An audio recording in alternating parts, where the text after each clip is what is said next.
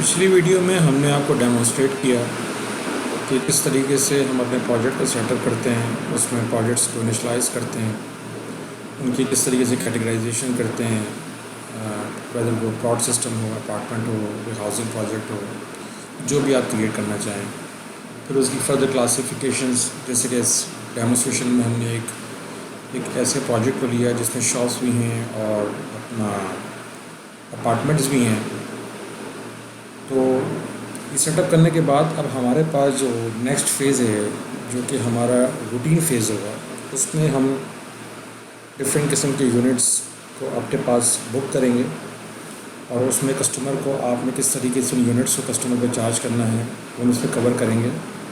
इसके लिए सबसे पहला स्टेप ये है कि सेल्स मेन्यू में से जिस कस्टमर को भी आपने ये प्रोडक्ट अपना ये यूनिट सेल आउट करना है, वो आप उस कस्टमर को सेटअप में पहले क्रिएट करेंगे। अच्छा, ये करने से पहले जो हमने कुछ सैम्पल रिकॉर्ड सिस्टम में डाले, यानी कुछ हमने उसमें शॉप्स बनाई और कुछ अपार्टमेंट्स खोले, अगर हम उसका स्टेटस चेक करना चाहें तो उसके लिए हम सेल्स में से रिपोर्ट मेन्यू को एक न्यू टैब में खोलते हैं और सबसे पहले आपको ये दिखाते हैं कि जो पिछले हमने कुछ यूनिट सैम्पल बनाए, अगर हम ऐसे एट अ ग्लांस एक क्विक ओवरव्यू उसका देखना हो तो रिपोर्ट्स में से प्रोजेक्ट यूनिट स्टेटस रिपोर्ट एक रिपोर्ट है हमारे पास।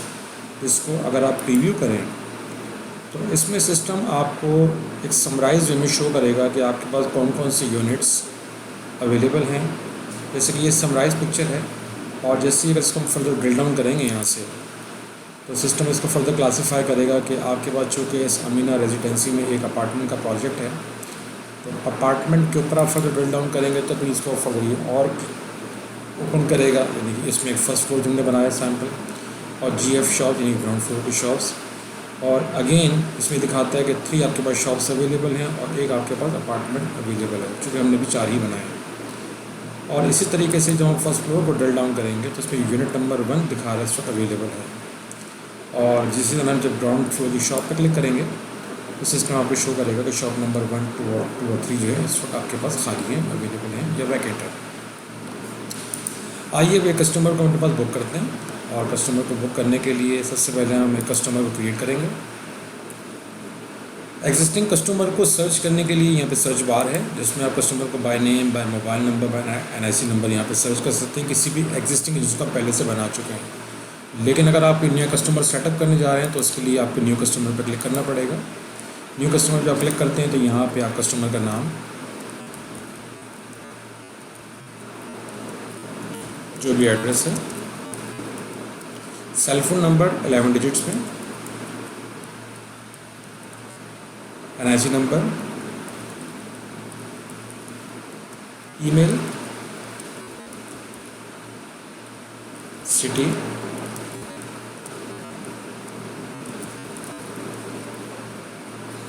नॉमिनी के जिसका आप प्लान बुक कर रहे हैं उस कस्टमर को नॉमिनी अगर नॉमिनेट करना चाहें तो नॉमिनी का नाम यहाँ पे आप डाल सकते हैं।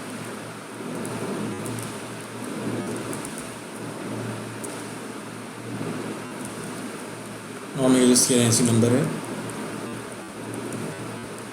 रिलेशनशिप, कॉन्टैक्ट नंबर, एड्रेस जो भी टाइप कर दीजिए। और फाइनली अगर आप कोई एडिशनल रिमार्क्स आपने ऐड करने हैं उस कस्टमर के प्रोफाइल पे तो आप वो यहाँ पे टाइप कर सकते हैं अनलिमिटेड कैरेक्टर्स के अंदर, और उसके बाद फाइनली आप उसको यहाँ पे ऐड का बटन क्लिक करके उस रिकॉर्ड को आप ऐड कर लेंगे। सिस्टम आपको ट्वीट करेगा इंसर्ट की, और ये रिकॉर्ड आपने अपने सिस्टम में क्रिएट कर लिया। सेकेंड स्टेप में अब इसकी एलोकेशन करेंगे। एलोकेशन करने के लिए हम अगेन सेल्स मेन्यू में से यूनिट एलोकेशन का इंतखाब करेंगे। यूनिट एलोकेशन का इंतखाब करने के बाद सबसे पहले आपको बताना पड़ेगा कि कैटेगरी कौन सी है। आप कहते हैं कि जी मुझे GF शॉप्स के अंदर, जैसे आप क्लिक करेंगे तो सिस्टम आपको वो शॉप्स लिस्ट डाउन करेगा जो कि अवेलेबल होंगी। चूँकि इसमें तीनों अवेलेबल हैं, ज़्यादा तीनों से ड्रॉप डाउन में आ रही हैं, लेकिन जैसे जैसे आप इसको बुक करते चले जाएंगे ऑटोमेटिक वो यहाँ से लैप्स होती चली जाएंगी। जो खाली अवेलेबल या वैकेंट होंगी वो आपको सिस्टम ड्रॉप डाउन में शो कर रहा होगा। यहाँ से आप शॉप का इंतखाब कीजिए और न्यू एलोकेशन कीजिए। करने के बाद जिस कस्टमर के ऊपर आपने इसको चार्ज करना है वो कस्टमर यहाँ से आप सेलेक्ट कर लें। जो भी आपके एजेंट्स हों आप यहाँ से एजेंट सेलेक्ट कर लीजिए, और जो आपकी बुकिंग डेट हो, जिस डेट में आपने उस यूनिट की बुकिंग लेनी है वो डेट आप यहाँ से सिलेक्ट कर लेंगे। और करने के बाद आप प्रोसेस के ऊपर क्लिक करेंगे जैसे ही आप प्रोसेस पर क्लिक करेंगे सिस्टम ऑटोमेटिकली इनका डेटा जनरेट करेगा और इस कस्टमर का पूरा प्रोफाइल वो अपडेट कर देगा आपके पास। जैसे कि आप ये देख रहे हैं कि जैसे ही हमने इसको प्रोसेस किया तो सिस्टम ने पूरा कैलेंडर उसका जनरेट कर दिया और यहाँ पे ऑन बुकिंग उसने कितनी पेमेंट देनी है, किस डेट को वो ड्यू होनी है, as per predefined schedule date of booking से लेकर सिस्टम उसका एंड ऑफ डेट तक का पूरा कैलेंडर जनरेट कर देगा। इसी तरह on confirmation monthly installments, quarterly installment, half yearly installment, yearly installment. अब इसके अलावा यहाँ पे आपके और भी बहुत सारे फीचर्स अवेलेबल होते हैं। मिसाल के तौर पे अगर आपका एक प्लान कस्टमाइज़ हो जाता है, आप अपने इस कस्टमर को कोई प्राइसिंग में चेंज करना चाहते हैं, आप उसको बुकिंग 1 लाख रुपये से नहीं 50,000 रुपये से करना चाहते हैं, या इसी तरह कन्फर्मेशन की कोई प्राइस चेंज करनी है, या प्लान चेंज करना है, या इंस्टॉलमेंट की अमाउंट चेंज करनी है, सारे के सारे एक्टिविटीज़ आप इंडिविजुअली उस कस्टमर के प्रोफाइल के ऊपर कर सकते हैं।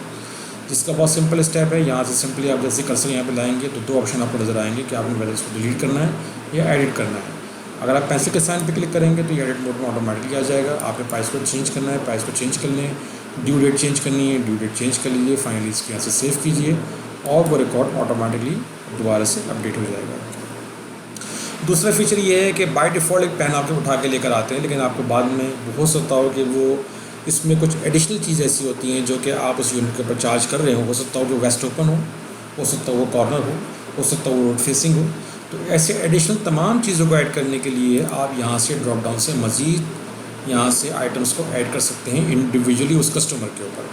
चूँकि अभी हमने डिफ़ॉल्ट प्लान के अंदर खाली 4-5 चीज़ें ही खोली थी, लिहाजा आपको पहले हम दिखाते हैं कि अगर हम अब जाके एक पीछे डिफ़ॉल्ट सेटअप के अंदर कोई नई चीज़ बना देते हैं, यानी कि मास्टर सेटअप में आते हैं और मास्टर सेटअप में यूनिट मेन टाइप सेटअप और यहाँ से अपार्टमेंट में हम एक आइटम क्रिएट करते हैं जिसे हम कहते हैं रोड फेसिंग।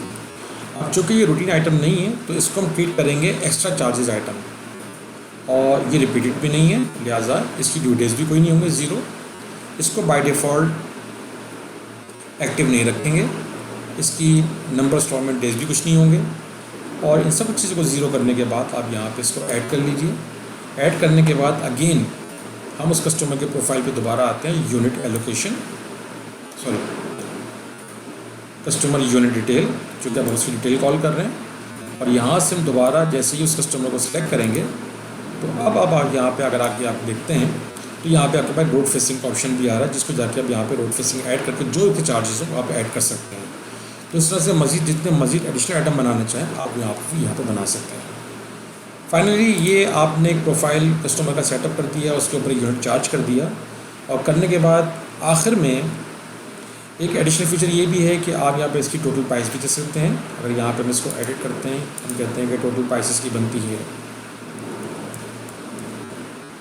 51 लाख रुपीज़, कोई डिस्काउंट तो डिस्काउंट अमाउंट यहाँ पे आप फिल इन कर दीजिए और करने के बाद इसको रोटेट कर लें और आखिर में जब आप एक कस्टमर का पूरा प्रोफाइल कंप्लीट कर लेंगे तो ये बात ज़रूर याद रखिए कि आपने उसको यहाँ पे जाके अपडेट प्रोफाइल करना होगा। अपडेट प्रोफाइल पे क्लिक करेंगे तो फिर ये एक्चुअली जाके आपके सिस्टम में एक्टिव होगा और जैसे हमने इस पर क्लिक किया ऑटोमेटिक सारी चीज़ें डिसेबल्ड हो गई।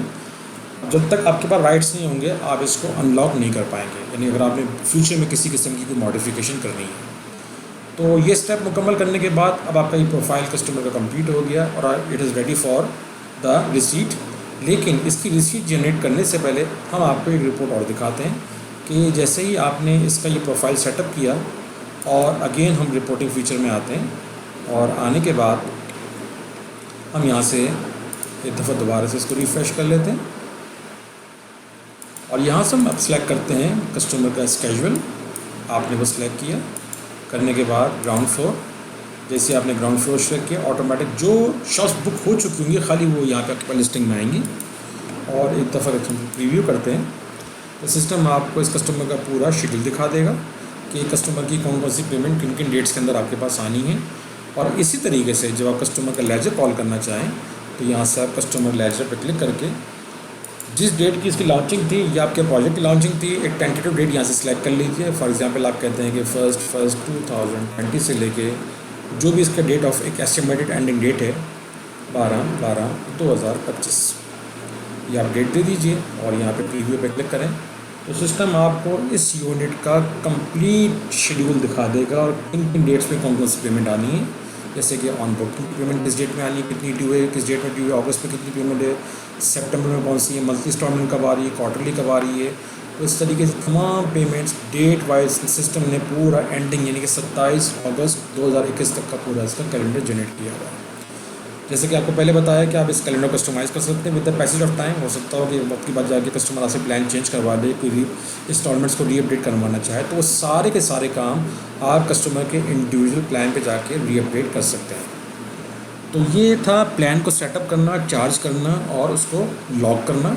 फाइनली अब हम अपने कस्टमर की एक पेमेंट को अपने सिस्टम में रिसीव करते हैं। पेमेंट रिसीव करने के लिए सेल्स मेन्यू में से हम कस्टमर रिसीट का इंतखाब करेंगे। कस्टमर रिसीट पे क्लिक कीजिए। करने के बाद सबसे पहले आप सेलेक्ट करेंगे किस यूनिट की आपने रिसीट रिसीव करनी है। हमारे केस में GF शॉप और इसमें शॉप नंबर 1। और सबसे पहले आप डेट सेलेक्ट करेंगे किस डेट में आप वो पेमेंट रिसीव कर रहे हैं। आपने वो डेट सेलेक्ट की। Choose an account. अब इसमें आपके पास 2 ऑप्शन है कि आपके पास कैश पेमेंट आ रही है या आपके पास कस्टमर आपको एक चेक दे रहा है। तो सबसे पहले हम एक सैम्पल चेक कैश का लेते हैं, एक सिंपल ट्रांजैक्शन कि जिसमें कस्टमर आपको हार्ड कैश देता है। आपने कैश इन हैंड सेलेक्ट किया। करने के बाद पेमेंट का मोड सेलेक्ट करेंगे कैश और इसकी जो अमाउंट आप रिसीव कर रहे हैं। अब एज़ पर स्केड्यूल देखें तो इसकी 28 अगस्त को ऑन बुकिंग बनती है 1 लाख रुपये। एज्यूम कर लेते हैं कस्टमर आपको 50% पेमेंट कर रहा है या पार्ट पेमेंट कर रहा है, तो आप यहाँ पे उसकी 50,000 की पेमेंट रिसीव कर लेंगे और सिंपली आप जनरेट रिसीट के ऊपर क्लिक करेंगे। जैसे ही आप क्लिक करेंगे ऑटोमेटिक इसकी रिसीट जनरेट होगी और रिसीट जनरेट होने के बाद एक उसका प्रीव्यू आपके सामने आएगा जिसका आप प्रिंट आउट निकालना चाहें तो प्रिंट आउट निकालिए। कस्टमर रिसीट का एक सैम्पल है, आपका प्रोजेक्ट, आपका कंपनी का लोगो और receipt date, receipt number, customer का name, last name, payment mode, unit कौन सा था और कितनी पेमेंट आपने रिसीव की। इसका आप यहाँ से प्रिंट आउट निकालना चाहें तो प्रिंट आउट निकाल लीजिए। तो इस तरीके से आप एक कस्टमर की रिसीट को जनरेट कर लेते हैं। इस रिसीट को जनरेट करने के बाद अगेन जो हमने ये पहले इसका कस्टमर का लेजर कॉल किया हुआ था इसको दोबारा से रिफ़्रेश करते हैं और जैसे ही रिफ़्रेश करेंगे तो आप देखेंगे कि ऑन बुकिंग के साथ साथ अब कस्टमर की आपके पास एक पेमेंट भी रिसीव हो गई। पेमेंट की एक्चुअली आज की डेट में ड्यू थे 1 लाख रुपये, जिसमें से 50,000 आ गए, 50,000 आउटस्टैंडिंग आपके पास खड़े हुए।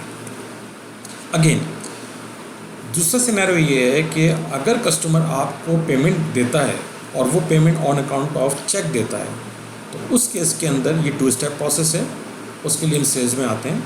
अगेन कस्टमर रिसीट जनरेट करते हैं, यानी कि अब हम इसकी दूसरी रिसीट जनरेट कर रहे हैं और कस्टमर कहता है कि जी ये मेरी पेमेंट है और ये आपने जिस बैंक अकाउंट को आप कंट्रोल कर रहे हो, जिस तमाम की तमाम चेक पेमेंट्स के लिए वो बैंक अकाउंट आप यहाँ से सिलेक्ट कर लेंगे जिसमें आपको डिपॉजिट कराना हो और यहाँ पे आप इसका मोड सेलेक्ट करेंगे चेक और चेक सेलेक्ट करने के बाद जो चेक नंबर है जो कस्टमर ने आपको दिया होगा वो चेक नंबर यहाँ पे आप फिल इन कर दें। उसकी जो भी क्लियरिंग डेट हो वो क्लियरिंग डेट यहाँ पे आप डाल दीजिए और बैंक का नाम, जिस बैंक का उन्होंने चेक दिया और कितनी अमाउंट आप रिसीव कर रहे हैं। अब इस केस के अंदर होगा क्या कि सिस्टम जब इस रिसीट को जनरेट करेगा तो इसका फाइनेंशियल इम्पैक्ट अकाउंटिंग साइड पे क्रिएट नहीं करेगा अनटिल और अनलेस कि जब तक कि ये चेक रियलाइज़ हो कि इसकी पेमेंट आपके पास रिसीव ना हो जाए। आइए पहले इस पेमेंट को हम अपने पास एक्नॉलेज करते हैं, रिसीव करते हैं और जहाँ पे आप समझते हैं कि आपने इंटरनल का चेक लगाना है वहाँ पर आप इसका इंटरनल का चेक भी लगा सकते हैं। जनरेट रिसीट करते हैं। सॉरी, हम सबसे पहले यूनिट सेलेक्ट करेंगे किस यूनिट की हमने पेमेंट लेनी है और करने के बाद यहाँ पे आप बाकी ऑप्शन सेलेक्टेड हैं, जनरेट रिसीट करेंगे। थोड़ा सा वेट करेंगे और आपने देखा कि on account of cheque bank फला और आपने पेमेंट रिसीव कर ली। लेकिन जब हम इस पार्टी का यहाँ पे लेजर कॉल करते हैं तो आप देखेंगे कि यहाँ पे इसका इम्पैक्ट इसके लेजर में नहीं आ रहा। ना आने की वजह ये है कि ये चेक इस वक्त रियलाइजेशन के अंदर है और जब तक आप इसको रियलाइज़ नहीं करेंगे उस वक्त तक इसका इम्पैक्ट आपके पास यहाँ पे नहीं आएगा। चेक को रियलाइज़ करने का तरीका क्या है कि आप सेल्स मेन्यू में जाके चेक रियलाइज़ के ऊपर क्लिक करेंगे और चेक रियलाइज़ पे क्लिक करने के बाद आप देख रहे हैं कि वो पेमेंट यानी कि इनवॉइस नंबर 2 आपके सामने यहाँ पे खड़ी हुई है और अब आप इसको अगर प्रोसेस करना चाहें तो आप यहाँ से इसको प्रोसेस करेंगे। इसको पहले सर्च किया, सर्च करने के बाद आपने इसमें कोई चेंजेस करनी है, कस्टमर ने आपको चेक चेंज कर दिया या उसमें आप चेक नंबर चेंज करना चाहते हैं, एक्सपायरी डेट चेंज करना चाहते हैं, यहाँ से आप उसको एडिट कर सकते हैं, उसको अपडेट कर सकते हैं। और फाइनली आप इसको प्रोसेस करने के लिए प्रोसेस पे क्लिक करेंगे। तो जैसे ही आप प्रोसेस पे क्लिक करेंगे ऑटोमेटिक अब ये चेक आपका रियलाइज़ होकर आपके फाइनेंशियल इम्पैक्ट भी देगा और इसका इम्पैक्ट कस्टमर के लेजर में आपके पास आ भी जाएगा।